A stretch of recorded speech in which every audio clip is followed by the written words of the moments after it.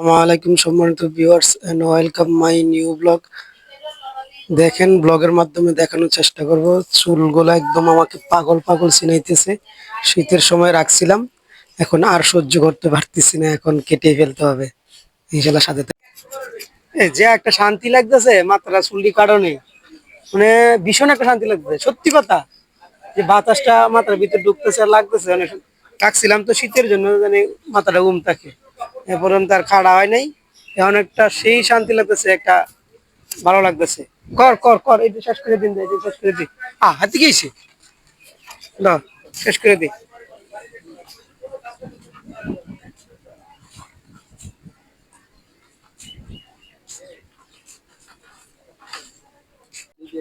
ঘুরান দাও, সাইডে পিঠে দিই। হ্যাঁ,